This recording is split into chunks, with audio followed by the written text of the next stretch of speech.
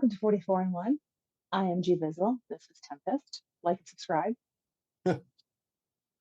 We said it. Well, not we, you. You said it. You said like and subscribe. That's the first time we said it at the start. We're a team, so we said it. We win together, we lose together. Teamwork makes the dream. No, we win together, you lose on your own. Yeah. Teamwork makes the dream work. What are we talking about today, sir? I don't know. I just thought I'd just chinwag. Do you know what? Because of the football/soccer at the moment, I'm going through my little patriotism phase again with Wales, and just being reminded about how awesome Wales is as a country, and how much I miss it. But I was thinking there are a lot of famous Welsh people that people have no idea that they're Welsh. Catherine Zeta-Jones. Right. Yeah, people know her. Anthony Hopkins is Welsh. Is Welsh. Yeah. Gareth Bale. Not Gareth Bale. Obviously, he's Welsh. He plays for him. I meant Christian Bale. Christian Bale is Welsh. Isn't Anthony Hopkins a sir? Isn't he Sir Anthony sorry. Hopkins? Yes. Sir Anthony Hopkins. Yeah. Right. And yeah, Christian Bale's Welsh. Did you know St. Patrick of St. Patrick's Day fame? I've heard tell. Yes. He was Welsh. He was from North Wales, and he got abducted by pirates and sold into slavery in Ireland. And then he went back later to go and preach Christianity to the Irish. That's why he's their patron saint. Yeah, yeah. Is that why we celebrate? That's why, yeah. That's why he's the patron seems like saint. A pretty dark story to celebrate. Yeah, yeah. And so, yeah, they're basically... So I don't know how everything got mixed in with the drinking and the partying. I have no idea about that. Hey, those are nice gloves. Where'd you get those? Oh, these gloves? Oh, some weird gloves. Yeah, some weird bird sent me these on through the post. Through the post. Yeah. You're fucking welcome, sir. Have you got the Smarties on you? I do. Yeah, I forgot about that. I'll get the Smarties. So apparently, Smarties in the UK and Smarties in Canada taste different. I don't have the Canadian ones here to judge, so I'm gonna have to go by memory. The packaging is different already. Yes. What shape is this? It's not an octagon. It's a septagon? Is that a thing? What's a six-sided shape? Do you know what? I can't remember. Isn't that bad? Not really, since you probably learned it in the 5th grade.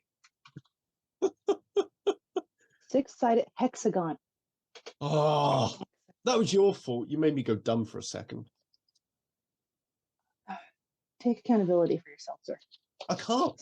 I'm a man. I shouldn't have to. That's what women are for. This is starting off strong, this episode. Yeah. I haven't even got it. Look at this fancy little package. Yeah, yeah. Closes. Here's the one thing I found about UK chocolate versus Canadian chocolate is your chocolate is much smaller than ours. And your Smarties, the fact that your Smarties pack is resealable is adorable. Well, our part, there hasn't always been like this. We used to have a tube, okay, and it would have a little plastic lid that you squeeze in the top. And so what you would used to do as a kid is eat all the Smarties out, put the top back on, and then you karate chop it and shoot the lid at people. Okay. Ours used to be rectangular. Yeah. And once you ate all the Smarties, you could put it in your mouth and blow, and it would make an annoying sound. Amazing. All right, I've got let's try these Smarties. Texturally, yours are firmer. Okay. I do notice the difference in flavor, but I can't pinpoint it exactly. All right, I've got the texture I noticed. I do have the Canadian ones that you sent me. Yes, we have upgraded our friendship to sending care packages to each other now, so we can compare foodstuffs. Yeah, junk food. Yeah. Hang on, I can't even get it open. And I might send you a movie. We ordered a movie on Amazon a while ago, and by the time we finally got around to watching it, we realized it was an import, so it's too late for us to return it, so we can't watch it. We had to order it on eBay, so I'm gonna send it to you. What movie is it? It's called Pool Hall Junkies. Okay. Hang on, I have chocolate in my face. Okay, so these ones are a different shape. I taste the citrus in yours. Oh, I couldn't taste it. It's got an orangey flavor to it. Ours does not. So I don't know if you can see it at the camera, but the British ones are a bit chunkier. The diameter is about the same. Oh no, it's not. So yours are like slightly wider and thinner than ours. But yours definitely have an orangey undertone. There's more chocolate inside ours. Yours Well, yeah, tastes mostly shell. it's chunkier. Duh. No, but like it's about the same mass though. But but yours has got like I feel like I'm just eating shell. Put like 3 or 4 in your mouth because that's what I tasted the citrus in yours. So that's where I think you notice the big difference. So while you're chewing, I'll tell you about Pool Hall Junkies. So it's filmed in 2002. Christopher Walken is in it, not a huge part. Christopher Walken is in it. Rod Steiger is in it. Chaz Palminteri, and everyone else are kind of like young-ish, no names. So it's about this pool hustler who Chaz Palminteri is his backer, and then they have a falling out, and he finds Christopher Walken, who then becomes his backer. But let me actually, so I'm going to send you the movie, probably just spoiled it for you. But my husband and I had a debate while we were watching it. So the main guy, I forget his name, his girlfriend, he's the pool hustler. His girlfriend is in law school. She invites him to this big party at some guy's house. The guy who's running the party has one job available in his law firm every year, and they pick the best and brightest. So the hustler is now hustling him, and he's like, "If I win this game, you have to give it to the job to my girlfriend." So he puts up a fight, blah blah blah blah blah. He wins the game, girlfriend gets the job. She then later finds out that this happens, and she was kind of flattered about it. This led to a debate between my husband and I because he was of the mindset that he was being a good boyfriend doing this for her. I was of the mindset that she didn't get this job on her own merit, and if it were me, I would be upset by that. I mean, yes, sometimes it's about who you know and all that stuff, but I would be upset that I didn't get the job on my own, that the senior leaders in this organization would know that I was only there because my boyfriend hustled somebody out of it. I feel I would, after learning that, I feel like I would have to work extra hard to prove myself that I wasn't just there because of this fluke win. What's your take on it? Oh, I'm not going to be able to know without watching the movie, and I need to segue quick to the Smarties. Okay. That I did get a slight tang of orange for like half a second, but I On don't. Canadian or UK? Oh, the UK one. Okay. And I definitely prefer the UK Smarties because the chocolate is just better. Like there's more to it. There's more There is substance more when I'm eating chocolate to it. Definitely. So You don't need to watch the movie to get the premise. okay. So I think I think you I think you're both right to an extent. I think it's more that men are more okay because okay, I'll start again. Because of the things that men and women both have to deal with within various kinds of industries and jobs, I think that your opinion on it is perfectly warranted, being a woman who has probably had to prove herself against equivalent men of equivalent ability, and men are more comfortable with blagging it and using the boys club network. Like if my mate got that job for me in that situation, I wouldn't care about having to prove myself because I don't already have to go an extra mile to prove that I'm worth it. Interesting. And then so I think that what you're saying in your perspective there is basically because I mean it can happen in loads of different industries. Like I kind of had to experience it as a support worker, a care worker, as a man in a female dominated environment. But what women have to do is more systematic. So like in leadership, like we said before, a man and a woman could do exactly the same job and be judged differently. That's an interesting take you took on it. And like Mm. I've had people like when my sister-in-law was working at this company, she put my resume in and kind of was like, Mm. this is my sister-in-law. She didn't get me the job. I still had to earn it on my own. So it felt like she got my toe in the door, but I had to get the Yeah. rest of the foot in, where this was like handing it to her. And I don't know. Well, there's another I don't like tidbit. it. I think if women they one of the biggest steps at the moment I think women can take towards equality for themselves is if they take male attitudes and we're more comfortable with the fact that like, well, I don't have to feel like I earned this on my merit. It's just the fact that I've got the job is what I want. But Do I you know don't what I know mean? that women understand. I know where you're coming from, but I don't know that Mm. women know the male perspective enough to be able to do that because I never would have thought that was a thing. Like I Yeah. never would have assumed that that was the male perspective on it. Here's a good one, right? And any woman can do this, right? Just practice doing this sort of thing. Pretend to apply for a job, okay? And if you just do this as like a routine bit of practice, you'll start to understand the male mindset compared to the female mindset. So if you apply for a job that has 10 criteria that you have to apply for, and the more criteria you hit, the more likely you are to get an interview. A man will blag half of it. Like, he won't outright lie or make it up, but he will make sure that what he's done fits the criteria. A woman will be much more honest and take it more literally.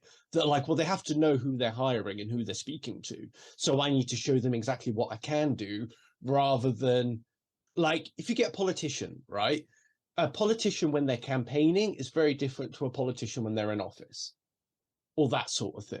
So I think women have to be, well, they shouldn't have to do this, obviously, but I think a thing that will help improve their chances at equality is if they think Lying? about, yeah, because it's not quite lying either. Like, you're just making the words fit what they're asking. But I do think women do that. Like, I know a lot of women who will massage their resumes to fit the qualifications of the job that they're applying for. So I may have 17 different versions of a resume. They're all factual, but they will all highlight different things based on what the qualifications are. Like, I wouldn't, if something said, like, you need to be an expert in HTML, I wouldn't put that on a resume, because there's no fucking way I could fake that, right? Like, Yeah. like, you could put on a resume what you could flub your way through, what you could fake, what you could figure out on the job. But I don't think that women, I don't think that they are that steadfast to the qualifications as But I think you may think. perhaps so. You might have a different experience of it as well, as somebody with your position in your field, and that you work in training and stuff. Like, so compared to most professional women that I speak to, you're more in tune with what's required and what the differences are between campaigning and in office. Like, so I think it might surprise you that there's probably less women that do what you're doing than you're probably realizing, I think. Probably would be surprised by that. Yeah. Yeah. And then I think that and I think that one of the things that you can help other women with and teach them about is this sort of stuff. So I've been saying this on and off over the last few months, but like, there are a lot of things, like, even just with your own life experience or with your job or just with the way that you're an insightful person, like, there's a lot of these things that women could do with learning to increase their chances in the workplace. And like I say, they shouldn't have to do all these things, obviously, but the world is the way it is at the moment. And if you want to make the best of it, you got to game the system. Yeah. All systems are gamed. This is why I don't think that things like legislation and all these other things, I don't think they always work in the way that people want them to, because people game every single system. It's what humans are the best at. As soon as you make a law, there will be a bunch of people figuring out how to break it. It's amazing to me, like it feels like every day you're learning about a new scam, and the creativity that goes into them. Like, the latest one, I think I told you about it, was about gift cards. The scammers are like scooping up tons of gift cards and then changing the barcode on the back to a gift card they own. So when you load up a gift card for Asda to buy for somebody else, it's actually going to be loading up my gas card, because like I've scanned it off. Like, the thought process that goes into that, like standing in line at the grocery store, looking at a row of gift cards, thinking, like, how can I game that? How can I take advantage of that? Like, that's a specific mindset. Yeah. It's like, I quite feel guilty talented when I accidentally forget to scan something. Yeah. The ingenuity involved with these people is incredible. If only they use their powers for good. Yeah, but I think a lot of the reason why these people don't use their powers for good is because it's not rewarded. Like, there are a lot of people out there with very good skills, but society doesn't see them as worthwhile. Oh, it's instant gratification. You get that right away. Yeah. When I worked, there was a call center when I worked at. They were privy to sensitive customer information, as most call centers are, right? Credit card numbers, dates of birth, stuff like that. So they wouldn't allow the agents to have pen and paper their desk. So every morning you had to like lock all your stuff up in a locker, and then they would hand you a small whiteboard and whiteboard marker. So if you had to take notes throughout the call, you could take the note and then erase it between calls. Whereas like when I was in a call center, there was, it's like, I don't give a shit.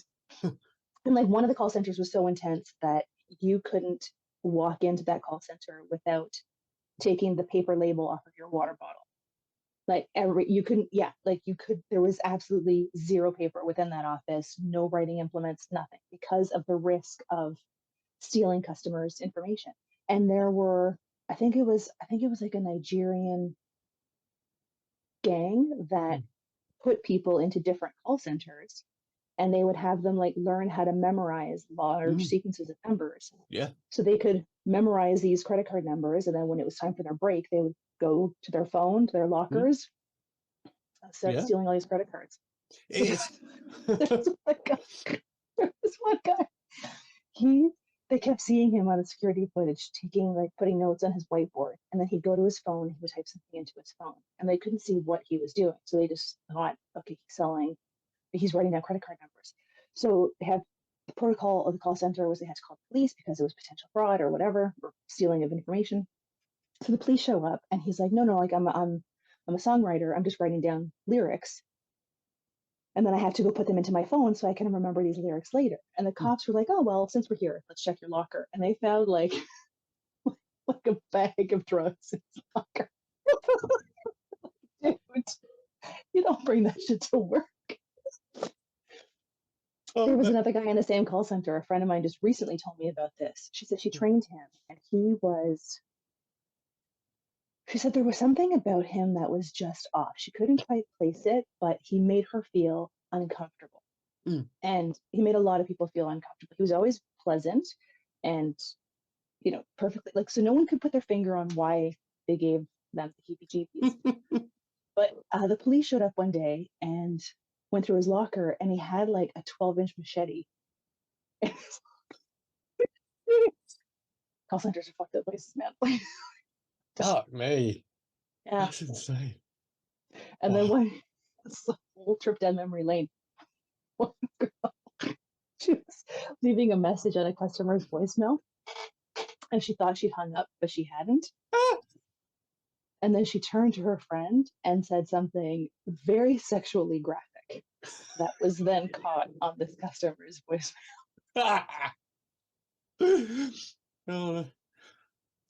I used to work for Job Centre Plus, putting like the vacancies on the system, and then I got sabotaged by my bosses there. Right? Oh, do tell. This is what happens when you chase mediocrity, right? So we had 2 league tables, and there was one for productivity and one for accuracy, right? And I was fucking good at this job, mainly because of talking in chat boxes, like MSN Messenger and Yahoo and all that. So I'd have like conversations with 12 friends at a time on this thing, and then that's how I'm so fast at typing. Whatever, you don't have 12 friends. I used to. Okay. They're all dead now. I killed them off. Wow, that's dark. Yeah. Anyway, so I was at top on both of these tables for ages, and then they fucked with it, and then I came top on the productivity one, and I was only halfway up on the accuracy one, and they deliberately fucked with it so I couldn't win both. Why? Because what would you win? They didn't want to car. Yeah, literally nothing, and then they didn't want to demoralize the rest of the team. Well, so then they should work harder. Yeah.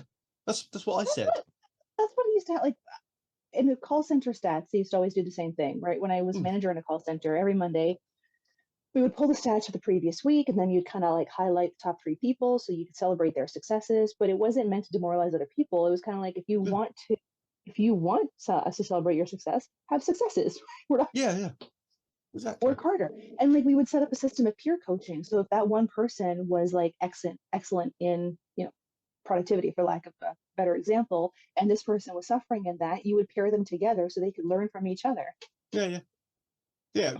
What it did was that I quit after they did that. I was like, no, I'm going to go get a different job. This is ridiculous. So they lost their best member of staff. I don't blame you. And then everybody else looks better. Yeah. The employee of the month is gone. The rest of us look better. Yeah. Fuck them. Oh, mate. Oh, do you want to see this clip that I found then? Yes, sir. Because I think I do. it is something that I think with all of these so-called nice guys and stuff, like, you know, trying to pretend they're nice. Yeah, and they're just dickheads. This is a situation a woman had on a I date. think we should start changing it instead of it being nice guys, being noise guys, right? Like Yeah. NOICE, because it's like a specific type of person I have found anyway. Yeah, I'm yeah. generalizing who says noise. So I think they're noise guys. Yeah, yeah. Well, I really appreciate it. Should I cover my half or? No, I got you. You sure? Oh, thank you so much. It was delicious. But I'm going to probably head out because it's late and I have to get up early in the morning. So. Well, can I walk into your room? I don't know if they allow if you're not staying in the room. It'd just be easier if you. But I appreciate dinner and I get it. Okay. No, it's not like that. I get it. No, seriously, All right. isn't. No, I mean, I don't fuck. Man pays for dinner. I don't fuck on the first date, and I feel like you've been kind of like, you've been that? acting like it this entire time. Like, All right. You just want a free meal. no. Understood. First off, I Understood. have no problem paying for my own bill to okay. avoid something like this. Well, then go for it. Do it. Fuck it. Are you serious right now? Yep. Just do it. Pay for your own bill. You're a fucking asshole. Like, I have no problem. She offered. The first thing she said was, "Do you want me to pay for my half?" And he said, "No, I got you." Yeah. At what point in history did men think that like paying for a fucking linguine Alfredo Yeah. was a ticket into a woman's pants? Yeah, I think probably about the 1920s, maybe, when dating and things started happening. It all comes back to that transactional conversation that we've had like a million times. It's like, this is not part of the transaction. Her vagina is not on the bill. Yeah. As the item that he is purchasing. Yeah. That's not what gratuity means. Yeah. What a piece of shit. Good for her. I mean, she offered to pay for half of it, and you could tell she was reporting because she knew something like this was going to go down. Exactly. Absolutely. She obviously got vibes from him, like, throughout the day. Yeah, and then, can I pay for half of it? No, I got you. Okay, I'm gonna call it in. Can I walk you to your room? He was planning on either muscling his way or coercing his way into her room. Yeah. And there are two things which I think come out of this, which is really unfortunate for both men and women, is that every woman has had this happen to them, right? Every woman I know has had this happen to them. And then, but most guys might not be like that or do that. But there's enough of them that do it that, like, as men, we also have to be explicit and careful about our intentions so that this doesn't happen. And you need to make sure that the woman understands that this won't happen. You know what kills me about some men? Yeah. Is that if you get bitten by a dog when you're a kid, and then that leads you to have a lifelong fear of dogs, people think that's completely and totally rational, right? Yeah. I get it. You're afraid of dogs because you got bit by a dog. But if a woman has this experience with a man, then half the men in her life will be like, "It's not all men." Yeah, it's not all dogs either, but I'm still afraid of dogs. Yeah, exactly. And that's the thing, is that, and maybe I'm just a bit more, maybe I have a little bit more self-awareness because as an autistic person, I'm constantly misunderstood. So I kind of get it when a woman misunderstands my intentions, because it's like, yeah, it's, you know, it's obviously that's going to happen. If everything that I'm saying and doing, that, like, even though I don't intend it this way, but it looks like what this jerk did, then obviously you're going to think that. Yeah. That's got a scary corkscrew-shaped penis. Yeah. Yeah. But the fact that he then, like, he thought he was doing something when she was like, "I told you I'm fine to pay with my bill." Fine, then do it. Like, yeah. You don't think a grown woman can pay for her own meal? Like, go fuck yourself. And like the amount of women in the comments that said, "Yeah, I would have just stood up, paid for his food as well, and just walked out." Yeah, I would have done the same.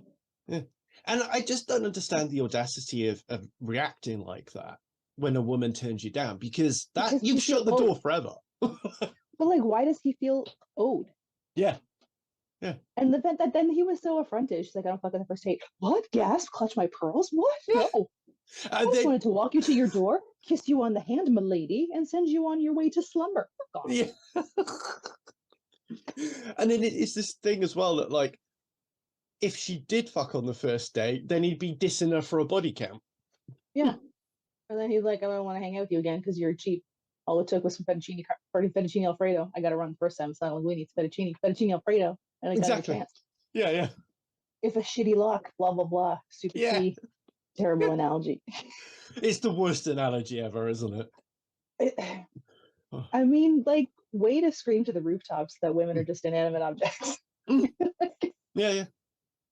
And this is was such a piece of shit. Oh, good for her for recording it. I wish, like, I'm not usually one for doxing, but I wish he had shown his face. Yeah. I just want to see, like, you know, you just want to see how grotesque the man is just overall. I kind of feel like every first date, a man needs to be live streaming to his mom. Yeah. Oh. And you know, there has got to be something in this, though, that there should be some kind of biometrically locked Yelp review for men on dates. Like, just toot my own horn here, but one of my ex-girlfriends, right? She said that we went on a date and I took her out for dinner in Durham. And after the date, she said, that is one of the nicest dates I've ever had with somebody. And then I was just like, what? Like, I was just being myself. She was like, no, she was like, you were funny, you were respectful. You took me to a nice place, and she was like, I just had a great time, I felt safe, etc., etc. And like, these are things that, like, I was just like, it all went over my head at the time because I was like, you know what though, like, not to deflate your horn, but yeah, that should be the standard, right? The fact that the standard is to be applauded is horrifying. This is my point. This is my point I was getting to. Like, it's like those guys who make videos of, like, there was one guy who was like, what if the guy's a 6 but he buys you tampons, expecting that to be like, oh, swoon. Then he's a 5. They're toiletries, right? Like, you're buying toiletries. It's not that big of a deal, right? And it's the same thing with men. Are like, well, hey ladies, what do you think of a guy who cooks? Oh, you do half the labor. A basic life skill, so you don't starve. Like, and then this is kind of like my point, that because I was just on a date and I was just doing normal, like, Chris things, and the fact that, like, a woman felt the need to thank me specifically for doing that, like, that was just balmy to me. That, like, I thought blokes were like this on a date, and she's like, nah, they're pieces of shit. And I felt sorry for her at that point, but I honestly, like, the more time I spend on social media, the happier I am that I don't have to date. Yeah. So and, like, I have, like, in my book club, a lot of the, you know, we've been doing this book club for almost a dozen years. So through that time, relationships have come and gone and whatnot. And, like, some of the dating stories are just horrifying. Like, if anything were to happen between my husband and I would just, like, fill my house up with dogs. Yeah. I mean, like, I would be like, dogs and battery operated shenanigans. Yeah. Dogs and rabbits, you mean? That's it. But that's exactly how I feel as well. Like, I think if I was single right now, I wouldn't be risking it. Like, people are nut bars. I wouldn't even know what to do or where to start, because back in my day, right, you met people socially, you met with your friends, you met them in bars or clubs, whatever. Like, the whole online dating thing eludes me because I've never had to do it. But like, it feels like now the places where it's socially acceptable to meet somebody and where women go to be chatted up, right? If you're out in a bar with your friends that you expect to be hit on, then guys are like, I don't want to meet a woman in a bar. I want to harass her in a grocery store while she's walking the dog instead. Like, it's just, the thought process is ridiculous. Well, I just decide to look for women on TikTok and see if they want to start a podcast. I think that's the good strategy. The long con? Yeah. I'm making... You need to have a better selection process because you picked an old married bride. You need to add that to your screening questionnaire. Yeah. No, you catfished me. That's what it was. Yeah. Did. I think the actual video that got you to ask me to do the interview on your on Tempest Psychology, I specifically referenced my husband and I work from home. Yeah. Oh, she looks like a keeper. I like the ones that are hard to get. You got to convince them a bit. Really got to work for it. Yeah. Otherwise, what's the point of just being rewarded for it straight away? I'm trying to work on instant gratification. Exactly, right? If Everest was easy to climb, everybody would be doing it. Exactly. I was like, boy, it's a challenge.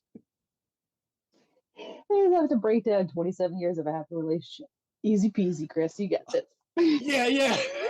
Yeah, I've been writing a book on it, a little diary. I'm going to publish my memoirs. Dear diary. Yeah. Still no progress. I'm estimating that I'm like 5 years and a good meal away from success. And a good meal. Yeah.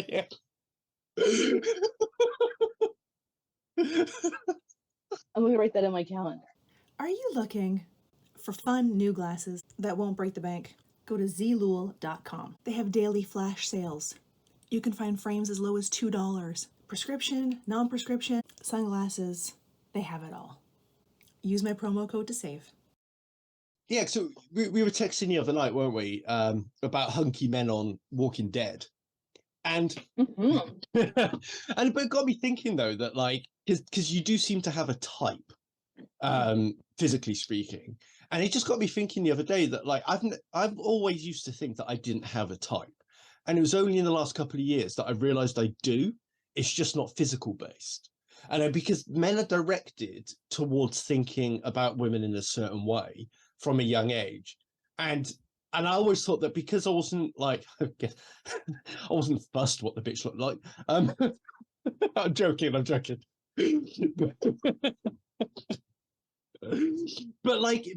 a lot of the blokes that you talk about that you fancy in these TV shows, they all have the same kind of look about them. I don't think so. They're all tall, rugged, masculine men. And they're all like derivatives of your husband in them. I don't know how tall he is, but he's quite rugged looking. He's got that rugged handsomeness. Thanks. But then I started watching the show The Tudors, specifically for Jonathan Rhys-Meyers, who is quite a pretty man. Yeah, but he's got I watched like Criminal Minds. I had the biggest crush on the guy who played Dr. Spencer Reed, who was tall and slender and kind of bookish. I have several types. Maybe you saw Mercer. Maybe you just got like different types for different moods. Maybe. It's kind of like, what kind of music do I feel like listening to? Yeah. What kind of man do I feel like swooning over? And it makes you wonder as well, like what type people perceive you as, and how much personalities play into that role. Like, how much are you willing to compromise? I'm talking in general, not you specifically. How much are people willing to compromise the physical type that they like, depending on the personality of them? I think so. For me, it's very easy to separate it, right? Like if I'm watching a TV show or a movie, then that's just complete physicality because I don't know what they're like in real life, right? I mean, even if it's like a shitty, terrible character, I could still get past that because that's not who they are. Like there was one character, I never watched Game of Thrones, but one of the guys in Game of Thrones was also in the show Misfits. Ewan? Oh yeah.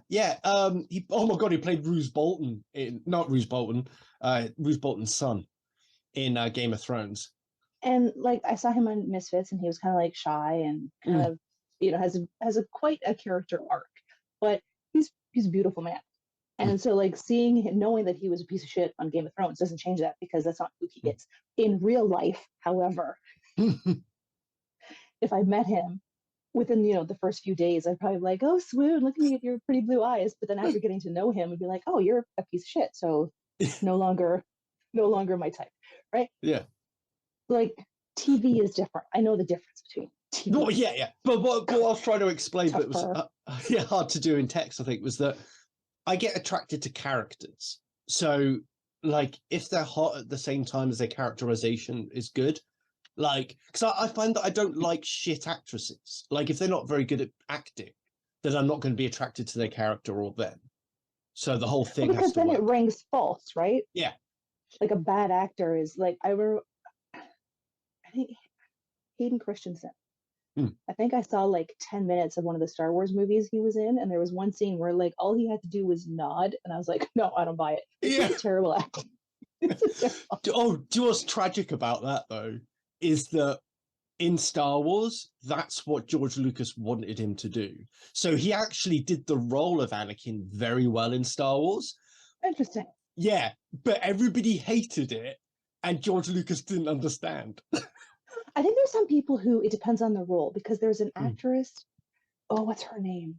She was in. I just watched Dogma again with my husband, and then she was also in Men in Black, and I Mm. can't. Linda something. Her name is escaping me, but she's a good actress.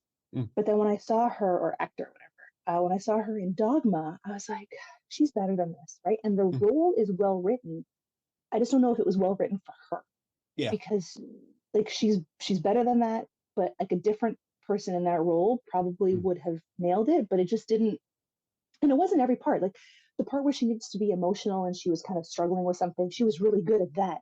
But there's a part where she's just like having a conversation with Alan Rickman and she's asking questions, and like every question is just like, are you kidding me right now? It's just terrible acting. It's better, better than that.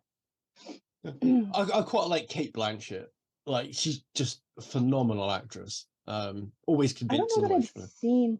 I don't think I've seen enough of her stuff to have an opinion. She was in Curious Case of Benjamin Button. I don't remember the movie very well. Veronica Guerin. I've never seen that, but she was in that. No. I liked her as Galadriel. Like I know I have seen her. I just, in what doesn't stand out. Yeah. Tilda Swinton. It's kind of weird because she's one of those, like, depending on the role that she's playing, I don't find her physically attractive. Like, I feel anything like that towards her. But some of the roles she plays are just so spot on. Like, I could feel myself drawn to that. The same, like, fucking, what's her name? Played the bald queen of First Contact, and she was in Silent Hill. Oh, I know who you're talking about. I don't know her. I don't know her name. How can you make like a gross cyborg thing attractive? Sexy? Yeah. She was terribly sexy. Yeah. It was weird. But then there's like the opposite, where when like Tom Hardy was in Star Trek Nemesis, and like he's literally disintegrating as he's going through the movie. It's like still cute. Oh man, he is a fantastic actor. Yeah. Did you see him in Legend, where he played the Cray twins? Yeah. Such a good movie. The first iteration of that movie, the first iteration of that movie was with the twin brothers from, I think, Spandau Ballet. I think that was it. Oh dear. They were good too. That was actually really good. Alice Krieg. Alice Krieg. Yeah. She's a fantastic. Yeah. Silent Hill was great. It's one of my favorite horror films. I like how they kept it true to, like, it felt like you were playing the game, right? Like when she's looking at the map, and she's like, I was like, I can do that every time I'm playing. and I haven't even played the Silent Hill games that much, but the film just captivated me. I loved it. Yeah, it was really good. The games I quite enjoyed, but then like some of those games, I started to lose interest in the puzzle aspect of it. Like, I just want to be able to run through it. But yeah, no, I did enjoy that game, and it was creepy. There was a game I played. I spent months hunting down these games. They're called Fatal Frame. Yeah. And I think there was like 3 or 4 of them, and I learned about them after they had kind of had their heyday, is when I learned. And so I had to like scour video game stores and eBay to find these games. And it's so it's a Japanese game, and it's like you've got this camera obscura. So like you see things through the camera that you don't see otherwise. But like the game has such a dark, kind of ominous. It's got that very Japanese horror movie feel, right? Like The Grudge or the original Ring. Like it has that feel where it creeped me the fuck out. Like yeah. And they're coming out with a new one, and I'm so excited. I find the Japanese are very good at scary things. You know, like if you compare the American version of The Ring to the Japanese version, totally different films. I think the American movies rely a lot on scares, Yeah. where Japanese movies, it's very atmospheric, and Yeah. they kind of push the boundaries on some things. Like Mm. there was a series of like, I think it was like 3 short movies in one, and like was this woman was trying to find like the fountain of youth, and so she learned of this kind of like back alley place where you would go and pay this money to eat this thing, and it would make you feel younger, or be you would look younger. And then she found out that it was like babies. And she was still like, oh well, look at how clear my face is. But like they push the boundaries to the point Yeah, of yeah. like, for some people it's a step too far, but if you like that Mm. kind of boundary pushing, then Oh yeah, totally. Japanese dark films know how to do it. Did you see the show Preacher? Mm-mm. Oh, it's so good. Okay, I can't tell you what it is. Damn. There's a whole subplot basically about foreskin. And it's all the way Obsessed. through it goes through like there's 3 or 4 seasons of this show, and it's just a whole side plot. And then it just gets mentioned every once in a while. Did you see there was a woman who, oh no, I think it was on Reddit. This woman had posted a couple of pictures. She was very, very upset because her midwife had dried out her placenta Oh and yeah. used it as a tie on like a mason jar. And then when they were out, the dog ate it. And she was like, I'm so upset. People are like, if you leave meat out, Yeah. like, it's human jerky. You left it out. Of Yeah, course yeah. The dog's gonna eat it. Why would you want to keep that? That is so gross. Like, I understand keeping it for medical reasons, because some Mm. people have preserved it because then the stem cells that the baby needs, Mm. in their adult years, they need something, they've got those stem cells. But like, some people have eaten it. Mm. And like, I think even some government groups and other groups have come out to say, like, you probably shouldn't do that. Yeah, Not yeah. good for you. Just like people who were drinking their own urine, they're like, no, yes, urine is sterile, but the vessel from which it comes out is not. And like, Exactly. still, Exactly. yeah. Oh There was a man. woman who found out that her neighbor, like, or the place where her kid would go after school to play, that kid's mom was feeding the kids pea popsicles. Yeah, and like she was doing it, like the other mom was doing it because she was like, no, if you drink your own urine, it's gonna make your kid smarter and faster and whatever, and like bionic man. And just it's okay, because when she finds out how this has improved her child, she'll be happy with it. It's ridiculous how some of the things that sometimes you just see a thing and you're like, that's enough internet for today. Yeah, Like, yeah. her child had like a crazy, crazy eye infection. Mm. She's asking his mom group about, that's why I had to like leave that subreddit because it's so disturbing. She's asking his mom group what she should do, and they're like, oh, just put some breast milk on it. And What? Breast milk isn't a magical drink, it's I don't know, but then you have those like there was a woman on TikTok who was kind of shitting all over trans women because they don't have the superpower of being able to be a mother. Like, there's some people out there who think that's a superpower, and not just how the entire human species has propagated itself. it's how all species propagate The themselves. dawn of time. Yeah. It's not a superpower. It's just it's actually kind of some women, like, it's a function of your biology. Like, that's what. Yeah. And it has a chance of killing you every time you do it. Like, Yeah, and there's a lot of women who choose not to exercise that superpower, or who don't have it to begin with. It doesn't make them any less woman. exactly. And for like the last 150,000 years, for like 99.9999% of it, at some point you were going to die giving birth. I wouldn't call that a superpower.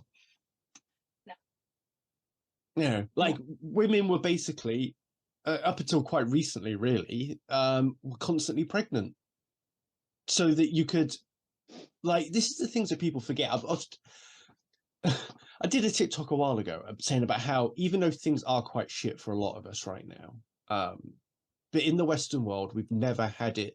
Ultimately, we've never had it as good as we've got it right now, even with all of the issues. And someone was like, yeah, well, I can't even apply for, I'm trying to get a job with my degree, and I can't get a job that I did my degree in.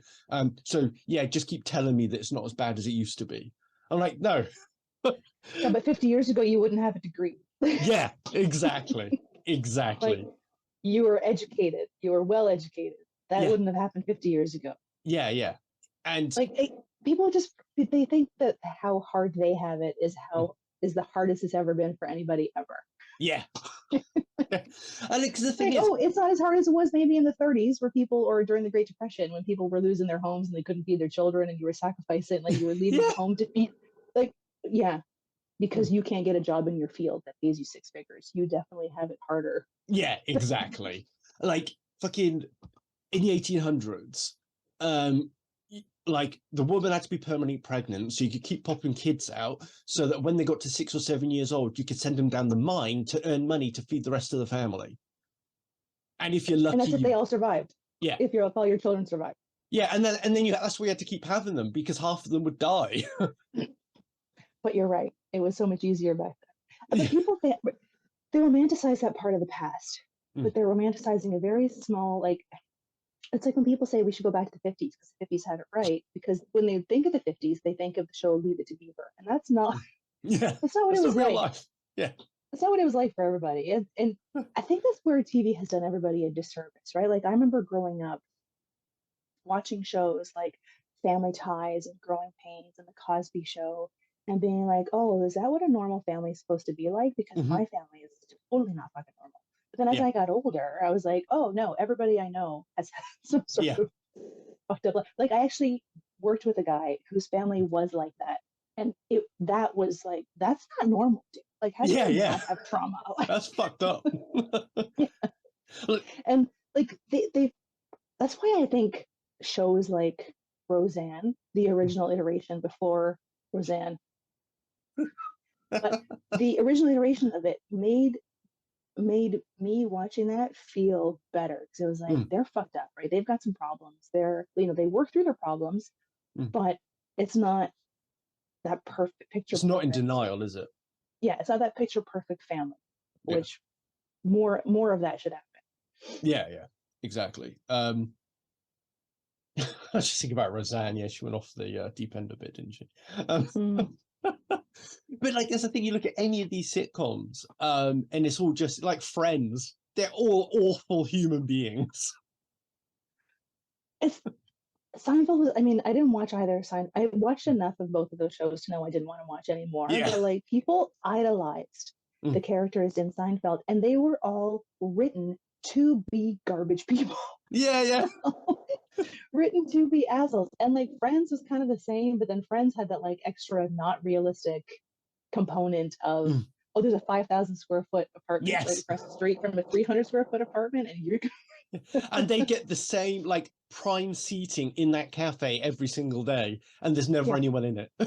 No, never everybody there. And it kind of, I think, perpetuated that men and women can't be friends because they all end up with each other at some point, except for I think maybe Phoebe was the only one. Phoebe and Joey, I think, didn't.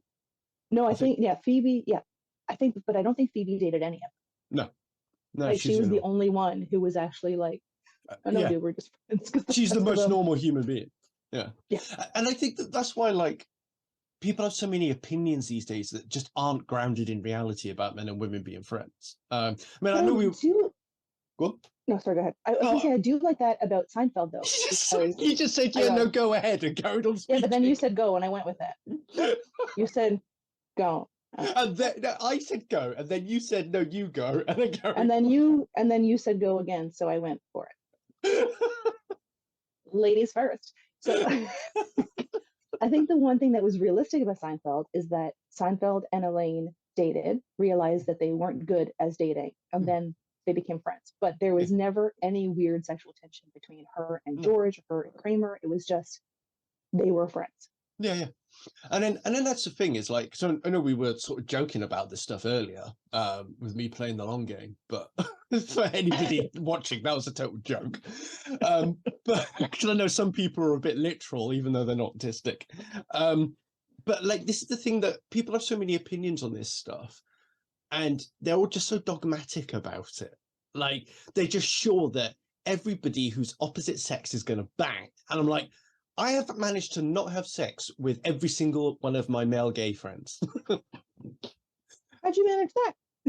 Yeah, I don't know. I don't get it. And you know, sometimes there is sexual tension there, even though I'm 100% heterosexual. It's very unusual though that like there was a one guy in the comment section of my video who kept harping on emotional connection, those phrases, Yeah. right? Like, how can he not understand that a friendship is an emotional connection? If Yeah. if there's someone in your life that you consider a friend, you have an emotional connection to them. If you don't, then they're just an acquaintance, right? That's not a friend. But it was like he just kept over and over again. He kept repeating the same thing. It was like, how do you have friends that you're not emotionally connected to? You just have a bunch of people you know. Those aren't your friends. And I think that this, I think because I've been trying to figure out for a while, why are there so many lonely men in the world? Even if they might be married or have so-called friends, why are they lonely? And it's because they're not forming friendships because they think they're not supposed to. But I also think that some of them don't even consider their partners friends. Yeah, exactly. Right? Like that guy who made that video saying like, don't form an emotional connection with anybody other than your wife. It was like, so if you weren't married to your wife, would you not want to hang out with her? Yeah. Because like if my husband and I met, didn't start dating, and didn't get married, I'm pretty sure we would still be friends, right? Like all these years later, he would still be in my life, we'd still be friends because we genuinely like each other. And we enjoy spending time with each other. That like if you wouldn't be friends with your partner, then why would you share a life with someone and build a family with someone and share, make future plans with someone that you wouldn't even go to a fucking movie with? Yeah, most of your life is going to be spent with them. Like you so it's kind of like you trust them enough and like them enough as a human being that you want your life to be with them and to put trust in them for your future and build that future without fucking it up. But you don't even want to hang out with them. Yeah. They're not your friend. Yeah, it's so weird. It is so weird. It is very bizarre. And I think that's where like some people go into, and like some people go into those, meeting man and woman meeting for the first time as like, okay, we both have a relationship in mind. But then there's also people like my husband and I, when we first met, neither of us were looking for a relationship. We became friends, right? So then, yes, we are one of those like failed friendships because we ended up getting married.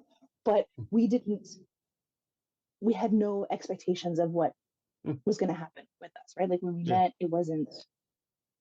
we didn't go into it thinking we're going to date. We didn't think we were going to be friends. We just started hanging out and talking, and then one thing led to another. But that doesn't mean that every time you make friends with somebody of the opposite sex, that same thing is going to happen, because it's like the way people position it. It's almost like if you're sitting in a restaurant and you order your meal and somebody else orders another meal, you're going to eat their meal too because you can't eat the meal that you have. Yeah, and I think it's and I think a lot of it as well is people trying to think it's rocket science and complicated. Okay, so in the past there have been girlfriends that I developed that like we were friends when we met and we were friends for a while and then we started dating, and then there are other women who I met and then we started something straight away, or there are other women that I met and then like we're friends and then we're still friends 9 months later, like, and then you're always going to be friends. And like, why are people overcomplicating it? That your brain automatically takes care of a lot of these things for you without you having to explicitly label it and talk about it and categorize it.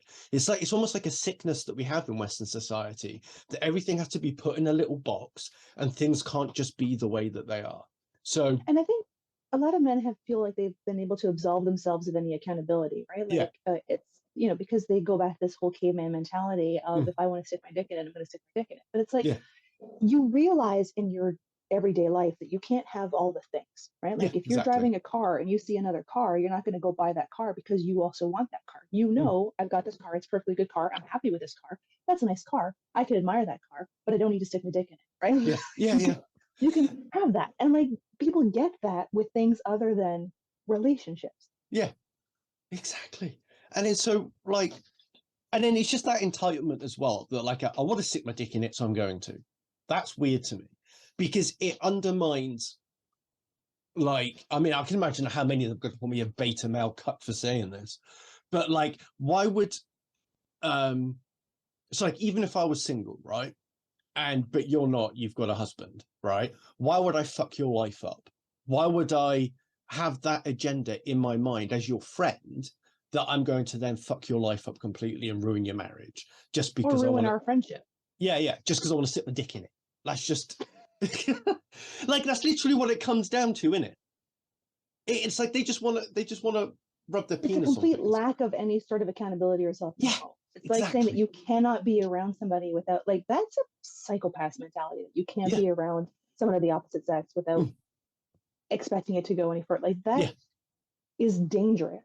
Yeah, it is. And the fact that other people are like, no, that's perfectly normal. You shouldn't have male female friends because this is going to happen, is just making it like a bigger thing than it is. Like, it doesn't Yeah. have to be. My entire life, I've had male friends and Yeah. had female friends. And you've had a It's- 27-year relationship with your husband. And yeah. And during that time, I've had male friends. He's had female friends. And like, Yeah.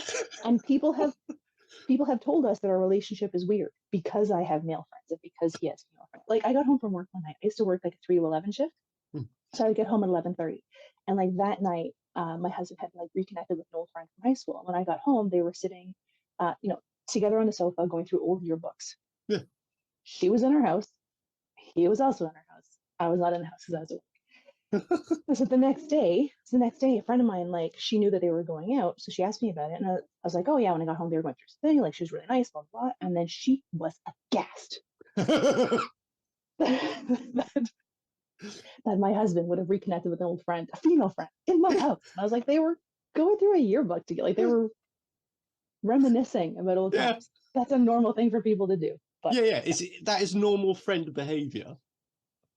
And the other thing is that, like, how paradoxical this is, okay? Just consider this for a second. Every man in this group seems to think that they're going to fuck all these women if they're friends with them, okay?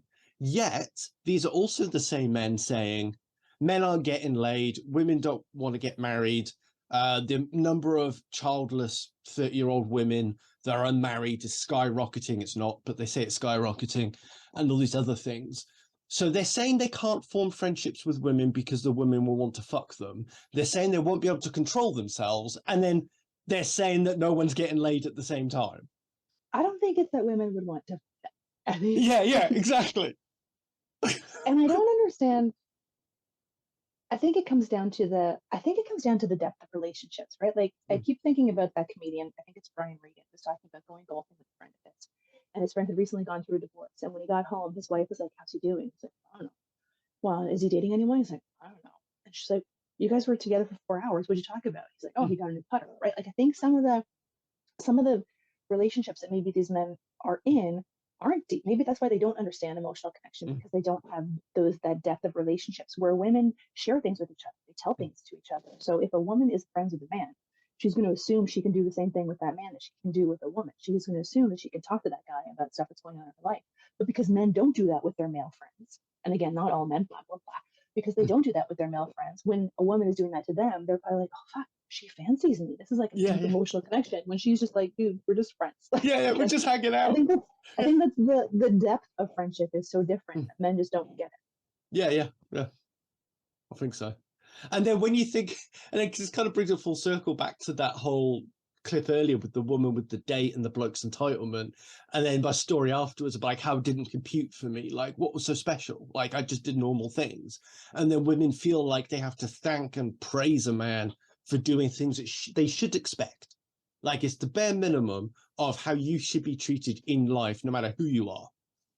Like, my husband and I thank each other all the time for stuff, right? Like, and it's not that it's his job or my job or whatever, it's just that we appreciate it, because if something needs to be done around the house, we will do the thing.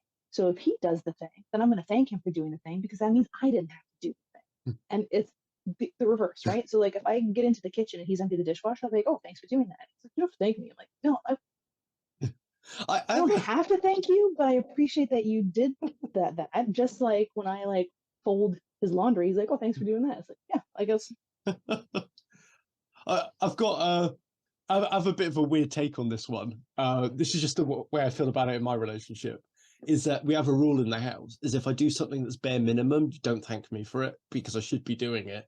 And if you thank me for it, I'm going to think I'm doing something amazing when I'm not. I'm just doing what should be done. And and then I won't know the difference. And if I go above and beyond and do something that really needed like thanking for, and I'm just getting thanks for these two things. I won't be able to figure out which one is above and beyond and which one's bare minimum. Is that because of your autism? That Yeah, I don't know. thought process? Because you got to think about the trauma as well. So it's like a tripartite thing, I think. So there's like autism, trauma, and bad parenting, with self-esteem and self-worth, perhaps. And then also the wider issue of how men and women talk to each other and how to get, and then this whole issue of men barely even doing the bare minimum. I'm thinking they should get blowjobs for everything, just for turning up. But I think it's you know, there's that appreciation for, and like I thank everybody for everything because it's always easier to not do a thing, right? So like Sure. even if something's the bare minimum, you still did it, right? And it's I guess there's no, I don't see that as being a difference, because it's not like I'm not going to thank him for emptying the dishwasher because he hasn't renovated the kitchen, right? Yeah. So like anything that needs to be done around the house is something that needs to be done around the house, whether that's folding laundry or cleaning a toilet. Like those are all things that need to be done, and we will appreciate the other person for doing it because that meant that we don't have to do it. And it's just kind of a noticing of it being done, right? Like if I lift up the toilet seat and the toilet's clean, I'm like, oh, that's sweet. I don't know. Okay, so why don't you ever thank me for anything I do for you? Why do you just What expect do you it? do for me, bitch? What do you do for me? I had to shower this morning and turned up nice to the podcast. Thanks for the Smarties. Whatever. I still haven't received a flowery thank you card for the fucking gloves you're wearing, have I? I'm wearing them. I make them look good. Have you seen them glow in the dark? Yeah, I was out for a walk the other day and they started to glow while I was walking. It was quite cool. Nice. I also have a set of pajamas that are skeleton, so like one night I'm gonna need to like lie them out under some light so I could go out in the dark with my gloves and my You can scare. a dancing skeleton. Yeah. Play Nightmare Before Christmas. Couldn't you? Oh, I have to get started on my advent calendar. I'm gonna have to. You have to get that out soon. I've exercised patience that I didn't know I had. See, when you first showed me that, you hadn't put the TikTok up yet, and you just kind of like showed it to me. It looked like a cool calendar. Yeah, you didn't show me this bit. It wasn't open at the time. I hadn't opened it yet. But that's so cool. That's what it looks like. Oh wow. So now I do know that I'm not going to be able to do the like one a day thing. Once I get started, it's all going to get opened. You're going to do it all in one night? I'm going to do it all in one night. I'm probably going to do it today at some point because I'm putting up my Christmas tree today, and those are ornaments in there. So I'm going to have a Nightmare Before Christmas themed Christmas tree this year. That's adorable. I have several, but then they're mixed in with a whole bunch of other ornaments. My tree is a hodgepodge. For a second, I thought you meant that you have several trees at Christmas. No, just the one. I don't remember the last time we put up a significant amount of decorations. We haven't really done it the last few years. We just do a tree and then lights outside. We don't do other decorations around. Oh, we don't put lights outside. Well, that's put lights outside. That's what North Americans do. Okay. We put lights outside. There's a couple houses in my neighborhood that you could probably see them from space. Like, I don't know, you can't. Correct me in the comments, people I know. But they're so aggressively lit that I would hate to live across the street from those houses. Yeah. Did you imagine as well, like cost of living crisis? This is I'm gonna find it interesting, is who is gonna light up their houses this year, considering how expensive it's gonna be. Well, but LED lights don't draw a lot of power, so those would be cheaper. But it's the fact that they're going to be constant, like every single night, with all of the other stuff they've got. They should make them solar powered. Yeah. Because I mean, they would charge all day, and then they would go on at night. Oh, they'd store it. Yeah.